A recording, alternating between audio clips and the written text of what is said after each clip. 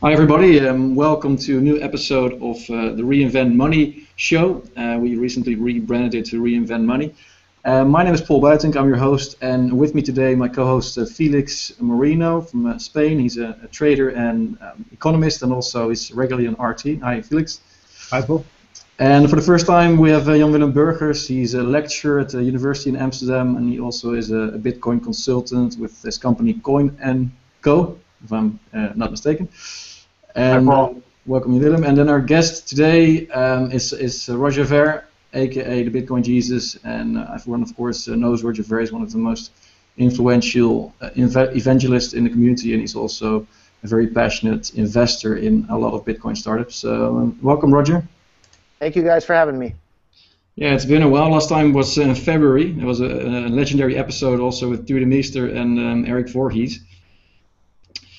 So I read your interview yesterday, the one that you gave for Cointelegraph, and there was this one quote that I really liked a lot. It was, you said, if people are using Bitcoin in their own lives for things like this, I think they will be less inclined to believe the mainstream media when it reports something negative about Bitcoin. And truth be told, I haven't been using Bitcoin intensively for a while, but last weekend I organized a big conference in Holland called Reinvent Money. There were like 400 people coming, and around 100 people or so paid with Bitcoin. And most of the speakers and for flights and all these things, I paid them with Bitcoin too, because they were international payments, and it was just a hassle to do it with Swift and BIC and IBAN and all the address fields you have to use. So Bitcoin was just so easy to use, and it gave me the feeling back how easy and convenient Bitcoin is to use. So I really like that quote. Maybe you can elaborate on that a little bit more.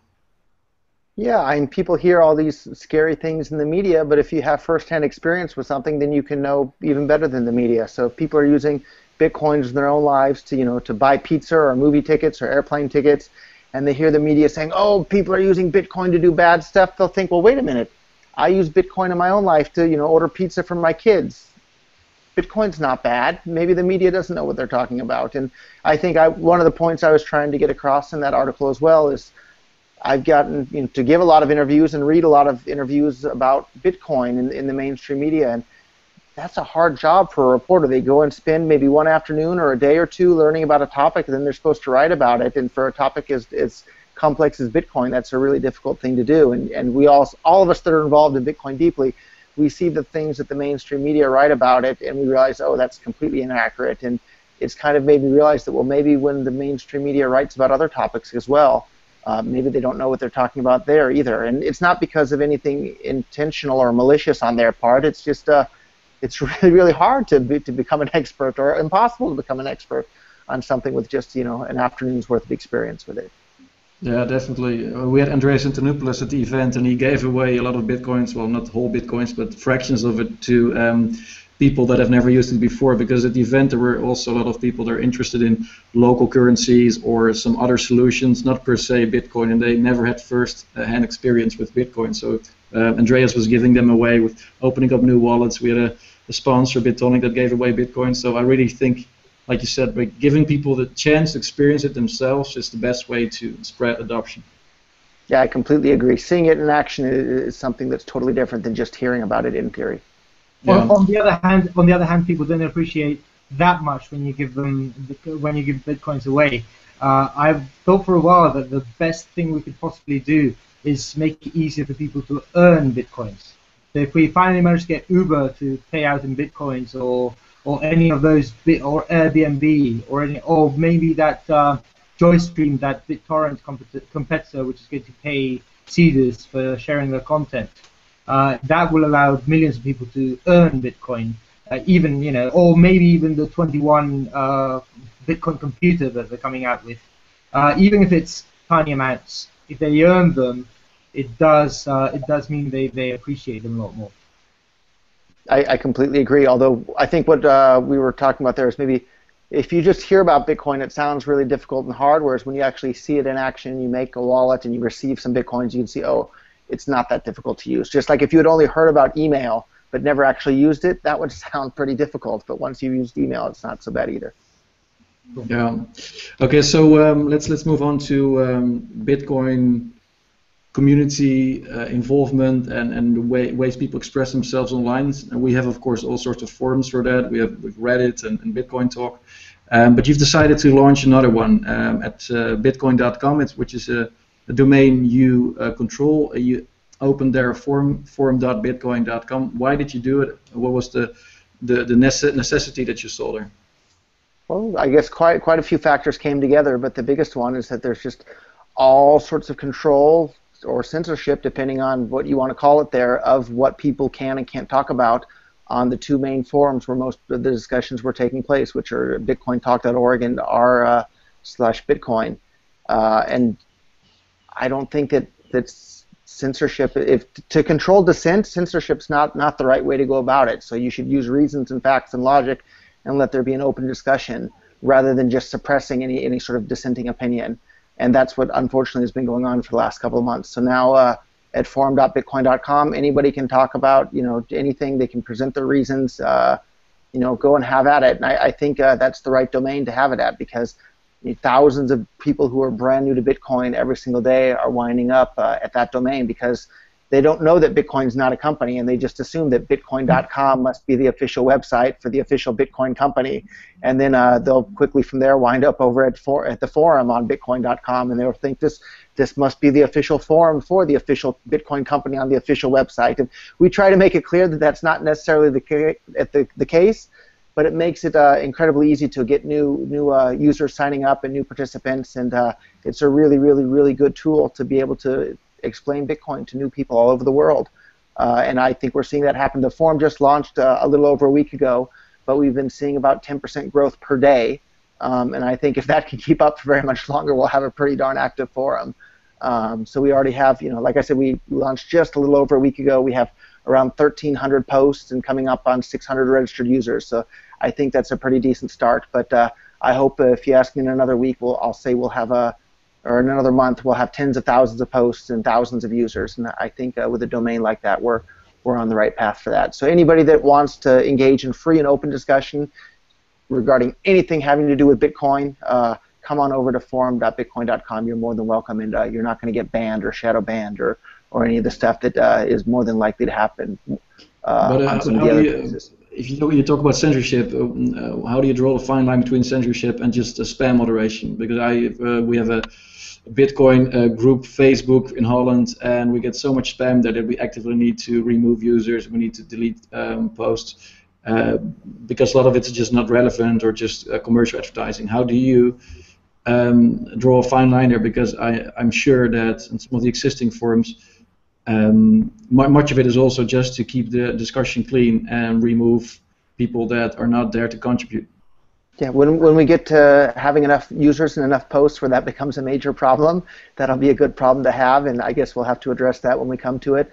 The general rule of thumb I think that I have in mind at this point is if you're presenting a reasoned argument, your post is allowed to stay.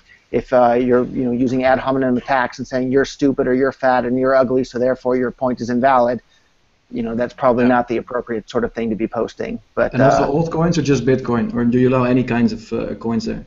Yeah, we made a whole subforum for people to discuss altcoins to their heart's content, and if you're there's a whole subsections for philosophy and politics and economics, and the board isn't supposed to only be about Bitcoin. The board is supposed to be for people who are interested in Bitcoin, but all the other topics that they're interested in. So whether that's transhumanism or the singularity or computers in general or just tech or whatever people want to talk about, you're more than welcome to do it. And we'll try and organize it so that the different topics stay in different subforums. But there's a lot, and that's the exciting thing about Bitcoin at this point is it's big enough and there's enough users involved in Bitcoin that there's a whole wide variety of topics and opinions that people want to discuss. And hopefully forum.bitcoin.com will be a place where they're able to do that. How many users do you currently have? It was right around, I think, 580 when we started this chat, and I would guess by the time I wake up tomorrow morning, it'll be 600 and something. So, okay.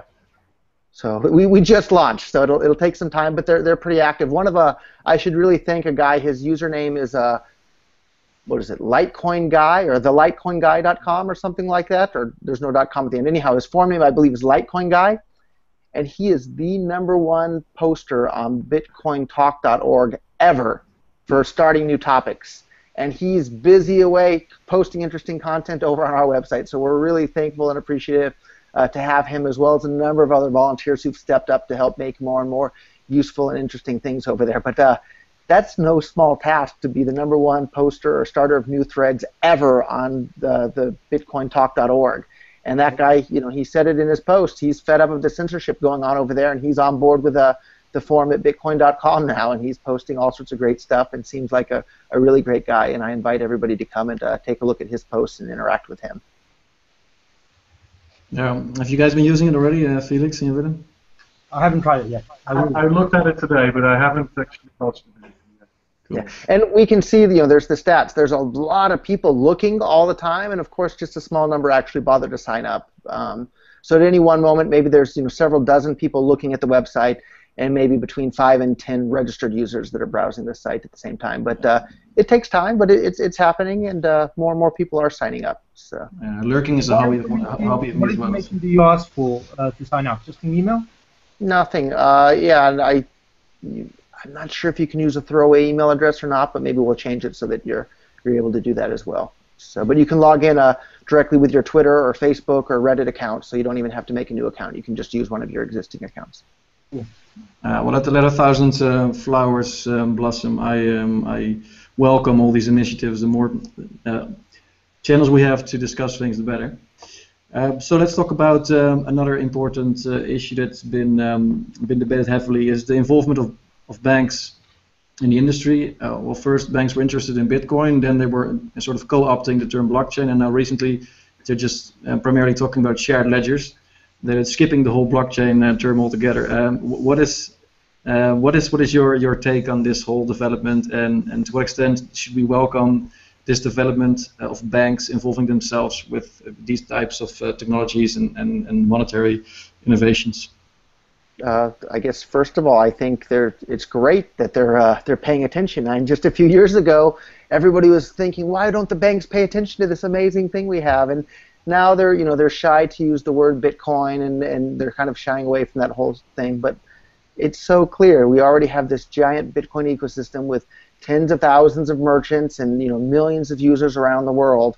And these are all on the Bitcoin network, and the only tokens that are on the Bitcoin network are Bitcoins, and it's going to have to make sense for banks to have to plug into that network rather than trying to build their own from scratch. And I think that's going to happen. And I've met with a fair number of bankers and the people that are helping do the research for them, and I set them up with a Bitcoin wallet, and I send them a little bit of Bitcoins, and when they see it right there before their eyes, and then I explain to them, it's not just this one wallet. There's an entire ecosystem with millions of users and tens of thousands of businesses out there that are already using this, and all you have to do is plug into that, and boom, you're connected to everyone all over the world in this network that already exists, and they realize, yeah, why would we try and reinvent the wheel when this is already available to us? But to be honest, I talk to bankers a lot as well, and almost all of them, they tell me they're not interested. As senior bankers, they tell me they're not interested in the whole Bitcoin thing. They just want to find a way to clear transactions faster amongst themselves.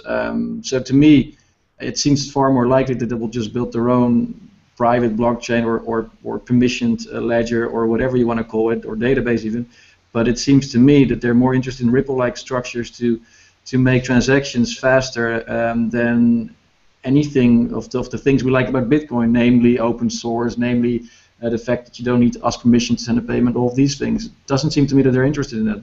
Yeah, but Paul, the thing is that the moment they have their own token, and that token can be transacted relatively freely, say we have, I don't know, whatever, 13 banks or 15 banks using a shared ledger, but they have thousands of employees using it, and they can send money to each other using that Ripple-like system. The moment they have their own token, and that token... They don't need their own token. It's just they don't need a token. They just use the national currencies and that they can swap instantly. Call it bank euros, whatever. The moment they have a denomination that can be exchanged between their users, then it can be exchanged for Bitcoins using things like Shapeshift.io, where you can buy and sell Ripple and things like that. So they start connecting indirectly to the Bitcoin network. As Andreas Antonopoulos said, they start creating all these intranets, and then suddenly they start connecting these intranets to the internet, and then suddenly they decide, well, yeah, what's the point of having an intranet except for a very few limited functions? we might as well just be on the proper internet, right? On the internet of money, which is a bit. I hope so, but I'm just a little bit less optimistic than you guys are, I think. But Roger, maybe you can chip in on that as well. Yeah, I'm with Felix on that. In what do they say in Europe? In for a penny, in for a pound, or something like that. Like they're coming, and it's not going to stop. Okay, so you guys are fully convinced that they eventually will have to plug into the Bitcoin mothership because the other things they're building are just not as useful and efficient as the main chain. I think, like Felix said, it doesn't matter. Like once there's some sort of token that people can exchange, then wonderful tools like Shapeshift.io just allows it to be instantly convertible for anything else. And then yeah, but their token is KYC. Then it's not that you can easily plug it into something as semi-anonymous as all these cryptocurrencies. It's like as all the executives at HSBC know and everywhere else, like the KYC stuff doesn't matter at the end of the day for creative people. They find ways around it, and all it winds up being is just a burden for honest people that are trying to do good things. Exactly. Like Felix, you're organizing a blockchain week, right? Or you're one of the organizers of in Barcelona next week. What is going on there next week in Barcelona, and how does this tie in with this whole blockchain discussion? Well, I'm just helping out. The organizers are the same ones who organized the Digital Currency Summit in Madrid earlier this year, which was very successful. They decided to make a big event because there's a huge interest in Barcelona in financial technology, and there's a huge interest in Bitcoin and the blockchain and so on. But obviously, this is geared more towards bankers, professional business, and so on. The conference I'm organizing is the trading conference, which is very focused on forex traders and traditional financial markets, and putting those together with Bitcoin and the blockchain. One of the things I found out this year, which is amazing, there's like 13 or 14 online brokers which already take Bitcoin for deposits, and about half of those allow withdrawals in Bitcoin.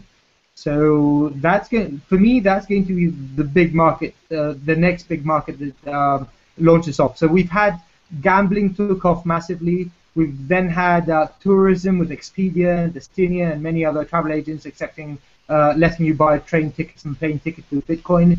And I think forex trading, which is a very international, very high-tech business, very global, is the next one that's going to take off. It's already starting. And so I thought it was a very interesting thing to put together people who are in the trading world and people who are in the Bitcoin world, and see what comes out. Interesting. So, Roger, you should go to Barcelona next week. Maybe. I just wish I wish we had supersonic airplanes that could get us around the world a bit faster. It's still a big world. But one other really cool example of what's happening is I just checked, the article went live on Bitcoin.com in the news section just a few minutes ago. The largest question and answer website in all of Japan, which is a company called OKWave, just announced yesterday that they have integrated Bitcoin tipping into their entire website, and all their users will be able to have Bitcoin wallets, and they will be able to buy Bitcoins, and this is a huge website in Japan. So the entire population of Japan is somewhere around 120 million people. This website has 40 million visitors each month. So it's like a third the population of Japan visits this website every single month, and now they're all going to be exposed to Bitcoin. And this website, unlike Mt. Gox, has a wonderful reputation in Japan. Everybody loves this website, and I think this is going to be able to do a really good job of turning around the public perception of Bitcoin in Japan, when all the Japanese people see that this website that they all know and love is now using Bitcoin, and they'll realize, oh, maybe Bitcoin didn't go bankrupt, and Bitcoin isn't just one company, and the Bitcoin CEO wasn't arrested. And I think it's going to be a big turning point in Japan for a company that's this big to accept Bitcoin and integrate Bitcoin directly into their business model. And that's on Bitcoin.com right now. You can see it in the news section. There's a whole story on it. So what do you make of some of the negative news that we've heard about BitPay, for instance, right? So BitPay is firing some of its workers or laying off some of its workers. And we see quite a few articles that Bitcoin adoption just isn't taking off. What's your sense on this? I think it depends on what part of the market. I mean, it's pretty clear. I mean, look at where BitPay was a couple of years ago. Wow, did they ever accomplish a lot in just a very short amount of time. So, yeah, maybe they're having a little bit of a cutback at the moment, but that's part of business sometimes. Sometimes you have to tighten in your belt, and I think they'll do just fine. They have all sorts of amazing products, all sorts of customers on board. I use you BitPay have for to my look at the big event. picture. I got the Bitcoins through BitPay last Saturday. So. So what would be the most effective way to grow the user base from here on out? So in Japan or in the Netherlands or in Western countries, what do you think are the best ways to grow the user base? So I think in the USA, the two best ways right now are two websites. One is called purse.io, where anybody can easily get 20, 25, 30% off at Amazon. Everybody buys things from Amazon in the U.S., and who wouldn't want to save 20-something% off their next order? And yeah, there's a little bit of a learning curve to buy some Bitcoins and submit your wish list, but or if you don't want to save 20%, you can save 5% instantly, and it's just about the same level of difficulty as shopping directly on Amazon. They have Purse Instant, and you buy it just like that. And another fantastic tool, I think, for all the probably tens of millions of Starbucks customers in the U.S. is coffee.foldapp.com. You can instantly buy Starbucks gift cards for a 20% discount, and that works in the U.S., Canada, Australia, the U.K., Hong Kong, Macau, and probably a couple of other countries that I left out as well.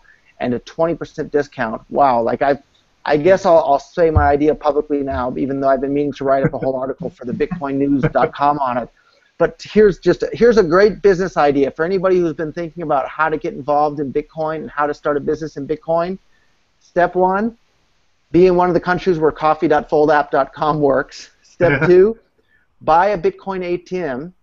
Step three, go and talk to the manager at the local Starbucks and figure out how much he's going to charge you to put your ATM machine in the Starbucks, and then put a little sign on the side of your ATM machine that says use this machine to save 10% at Starbucks, and have step one, open coffee.foldapp.com. Step two, put your money in my machine. Step three, send the Bitcoins to buy your Starbucks gift cards.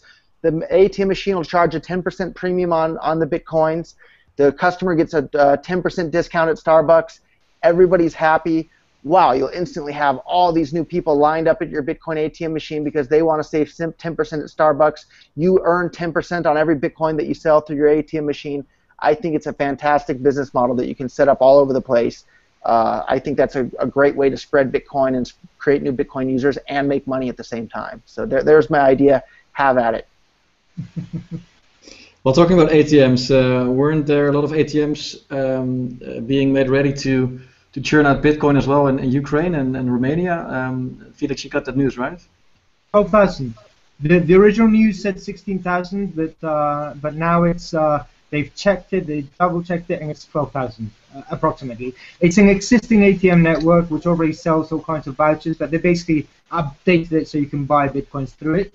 And if you look at Bitcoin ATM maps like Coin ATM Radar and stuff like that, you will see that there's a huge, both in a similar thing happening in Romania as well. So like Eastern Europe is exploding with the places where you can buy Bitcoin. Yeah, but like in Holland, which is a very developed Bitcoin nation, we have quite a few of those ATMs, and hardly anyone is using them, to be honest. Well, actually, I have first. I played. So in Ukraine, there are probably like maybe 200 Bitcoiners. So it sounds interesting, but will they use it, or will it lead to more expansion of the user base? I'm a bit skeptical. Well, it's not. I think it's infrastructure. It's the first step. Then you need something, a use case like Purse.io or some other way in which Bitcoin will be very useful for users, which will take it mainstream. But first, you need the infrastructure. Yeah, but if you're too early with the infrastructure, like that happened also in Holland, there's merchants or some of the ATM, the place where the ATM was put, they lose interest because it takes them space, it costs space, and doesn't really lead to revenues, and then they remove the ATM because it was a failed project. So if you're too early with some of these infrastructural things, you run the risk of scaring up people. I actually have first-hand experience because I placed one of the first ATMs in Spain, a Lamassu machine at a shopping mall here in Madrid, and as you say, it was a novelty first few days, loads of buyers, but then it was doing at 6,000, 7,000 euros a month, which is nothing. Which is not bad, to be honest. Yeah, no, but even if you put it on there, we had a 5% commission on that, and it wasn't, it wasn't a money-making machine. But I didn't want to be in the ATM business. I just wanted to, give it a kickstart. But then I sold it off, and the guy I sold it to has now got 18 ATMs all around Spain, 16 or 18, and one of them is my old one. And he gave me access to the sales data, and he was doing like 40,000 euros a month per ATM. So he was covering the cost of the ATM in 1 month. I don't know if that's still the case, but for about 6 months that was the case. So if done properly, marketed properly, it can be a very profitable business. And eventually, I always think that the making dedicated Bitcoin ATMs is going to end because they'll just find a way to connect with existing ATM networks, like it happened in Ukraine and Romania. Also, in Spain, you can now sell Bitcoins at a network of 10,000 bank ATMs, which have a sort of remittances program, and you can sell Bitcoins through those on a phone app called Bit2Me app. And that's working quite well. Yeah, but the thing with all these projects is that they're all catering to existing Bitcoin users, which, as we know, is a small community. Yeah. I like ideas like Roger mentioned, which cater to new users, to potential use, by offering something that can only be done through Bitcoin. Yeah, cool. Jan Willem, you had a question for Roger. Sure, yeah. So you have quite a lot of ideas about economics and political issues, and something I think about a lot with all these kinds of technologies is how are they going to affect the state? So we've had sort of the model of the nation state for about 200 years in its current form. And I think about things like Bitcoin, and I think, what is going to happen to tax regimes, what is going to happen to our institutions for law and order, what's going to happen, in general, breaking down all these borders, what's in general going to happen to the amount of power that states actually wield. Now, I know that's a very ambitious question, but I would like to hear your thoughts on that. But let's have the best case scenario first. What's the best that could happen in 10 years' time with this? The best case scenario is the nation states wither and die, and people deal with each other on a voluntary peer-to-peer basis, individual to individual, without any sort of coercive overstructure that force people into one-size-fits-all systems. I think that's the best outcome, and that's what I'm hoping for, and that's what I'm working for. But we don't know at the end of the day. The future is uncertain. It is what we make of it, and we all need to come together and work hard to make sure that it is the best future that we can have possible. And 10 years out, I think we'll all still be around, but 20 or 30 years from now, we're probably going to go through this the singularity with artificial intelligence surpassing human intelligence. And what happens after that? Man, I guess only the machines know. So in the interim, I think Bitcoin is. Look, this is the Liberland flag. I got it from the president this weekend. I think this is the right way to show it. It's the Liberland flag. The president. First time I ever met a president, he gave me the flag because he was at the event. So, do you think we have a sort of a nice variety of mini states, like small communities that kind of are like governments because you still need people to take care of the communal roads within small communities? Do you think it will be like Rothbard said, like a beautiful collection of all sorts of little patches of states and small towns governing themselves? I'm asking this to Roger. Sorry. I'm curious to hear what Felix has to say after. No, just very briefly. Before we had nation states for 200 years, we had 2,000 years of, or 1,000 years of city-states. Yeah, something like that, right? That'd be a nice outcome. I think my answer is that we don't know because it's never been allowed to happen. These governments go and control everybody and tell them you're not allowed to leave and this and that, and let's just try freedom. Let's try letting individuals live their own lives how they want to and not be forced to participate in things that they don't want to. Let's find out what's going to happen. Let 1,000 flowers bloom. So, but how to get there? Oh, sorry. So do you want how to get to that phase? Because right now, of course, there's all these public goods that there need to be sold off. Are you proposing like an auction, or how do you go about that? You have big states now. How do you go to small states? Yeah, if people value things, they're going to be willing to pay for it voluntarily. And there's all sorts of cool, fundraising campaigns and Kickstarter campaigns, and Mike Hearn's Lighthouse Project, and all sorts of things like that can be used to fund public goods projects. And I think it's going to be really, really exciting and interesting to see the amazing new ways that people think up how to What fund about these what sorts about of the things. existing public goods? They need to be dealt with. Right? They're now in the hands of, let's say, for example, the roads in a certain country. What to do with those? How to dismantle? How to transfer ownership? Then that process that seems to me like a muddy, long-winded process for Sure. which So there are no clear procedures or rules.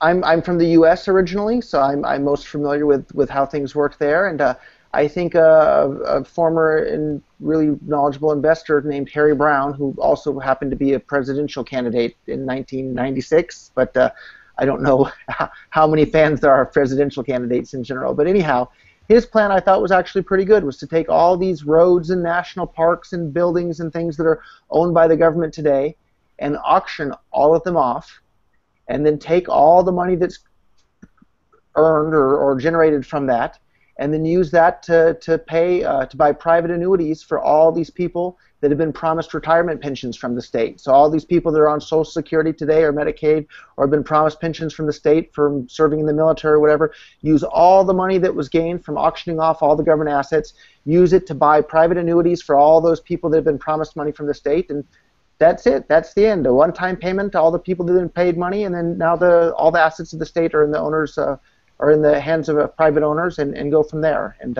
I think something similar to that could work in most countries around the world. And what kinds of problems are there? Sorry, what kind of problems are there? Do you think there are any kinds of problems that can't be solved by states? So people talk, for instance, a lot about tragedies of the commons and things like. Oh, sorry, that can't be solved by markets.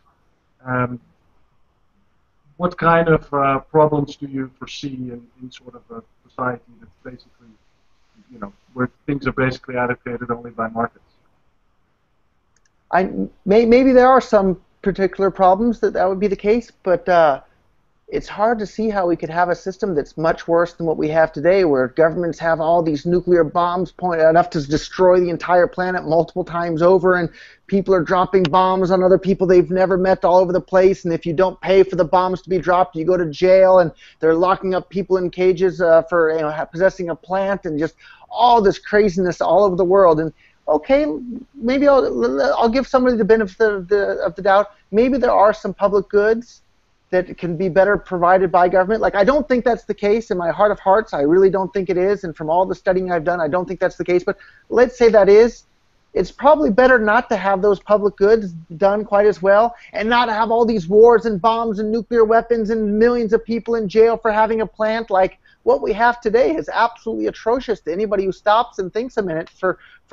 Take a look at the world around today, where you have to get permission from strangers to travel from one piece of land to another. You have to pay half your income to other people you've never met, and then they use that money that you paid them to build all these bombs, and then they'll use that money to build jails to put you in if you refuse to pay them. Like, what we have now is absolutely atrocious craziness, and the only reason people don't see it for that is because they were born into it, and it's been the way things are, and you just assume that that's how things have always been. But if you stop and step back for a minute and look around at the world, what we have now is chaos. And I'm just advocating that people, deal with each other on a voluntary, consensual basis. What I'm advocating is the sane, rational thing. What we have today is the crazy madhouse. All right, it's very passionate. I talked to the documentary makers that filmed you in Tokyo, the Dutch documentary makers. They were at the conference as well. They actually showed a brief preview of the documentary, and they told me how passionate, even emotional, you got at some point for talking about, especially about wars and atrocities, and how fiat money is linked to that, or how fiat money makes that all possible. So that really is very dear to your heart, and that's also clear from what you just said. So thanks for the passion and honesty there. Felix, you wanted to add there something? Oh no, I was just going to touch on the point that Roger made about auctioning off state goods. To a certain extent, that's kind of happening in Greece right now. They've made this 50 billion public goods privatization scheme, and they're basically using it to pay pensioners. So that's kind of happening already. We can see some examples of how the state can be dismantled. Yeah, but what my big disadvantage with that is that if we now conclude that most of the fiat money is being, or the distribution of the current wealth is not done in a fair way, because a lot of people have, for example, received money through bailouts or whatever. These are the people that will buy those assets. You already see that in Greece, that bankers buy Greek islands. So if you auction off assets in the market right now, it's the people who already have an unfair share of wealth because of the billions and the bonuses or whatever. They will start buying up those real assets, right? So how will an auction ever be fair in considering this current distribution that we have, and that's not correct, Roger? Yeah, utopia isn't an option. As much as we would all love to live in utopia, that's not an option. And I think putting all these assets in the hands of private owners is still, even if they're ones that just received a bunch of bailouts and were connected with the politicians beforehand, it's still a lot better than continuing with the system that we have today. Okay. Well, before we wrap up, I want everyone to, just a brief commercial broadcast, just like the video, please, and subscribe to our ever-growing channel, or follow us on Google Plus as well. Any other remaining questions, Jan-Willem, from your side? No, thank you for those ideas. I was interested in hearing them. I perhaps maybe one final question. How are you worried at all that Bitcoin and these other kinds of technologies might be hijacked by banks, states, and so on for centralization purposes? Let's call it. Is that a worry you have? No, not particularly. So let's say tomorrow it turns out that, like, the NSA or whoever has figured out how to track each and every Bitcoin transaction, and the CoinJoin doesn't do any good, and any of these privacy tools aren't working at all. The cat's out of the bag in regards to these, peer-to-peer systems that can't be censored or turned off or controlled. And someone's going to make something that's even better than Bitcoin with even more privacy built in, and all the people that care about that sort of thing can instantly switch to that. There won't be anything that anybody can do about it directly other than sending individuals to prison for it. But as a whole, they can't stop it. So no, I'm not really worried about that. And if I can add a little additional commercial to the end here too, for everybody that's listening about Bitcoin and hearing about these ideas and find it exciting, and especially, even if you're not fully on board with the idea of completely doing away with nation states and that sort of thing, but like you find Bitcoin an exciting, positive tool for humankind, Bitcoin's not a company. Bitcoin.com is not the official Bitcoin There's no website. CEO. There's no CEO of Bitcoin. So it's up to all of us on this call and everybody listening to go out there and tell our friends and tell our family and set up Bitcoin wallets for them and show them Purse.io, show them coffee.foldapp.com, show them all the wonderful ways in which Bitcoin can be useful in their own lives, and get them started with Bitcoin. That's the only way Bitcoin's going to spread, is if we go out there and spread it. So it's up to all of us. So I'm asking all of you from my heart, if you want to make the world a better place, go out there and tell everybody about Bitcoin, please. Right. Well, Felix, you will be doing that next week in Barcelona. Anything else from your side, Felix? No, thank you very much, Paul. It was wonderful. Yeah. Well, thanks, Roger. That was amazing. And so if people check out rogerver.com or on Twitter, Roger K. Ver, right? Because Roger Ver is someone else on Twitter. I almost made that mistake. I'm sure this guy gets tagged all the time with that's just some small guy somewhere. It's Roger K. Ver on Twitter. Right. Yeah. Okay. Well, thanks, Roger, and let's do it again in a little less than a year, I propose. And all the best with all your efforts and with making your forum a big success. Thank you all very much. Cheers. Bye.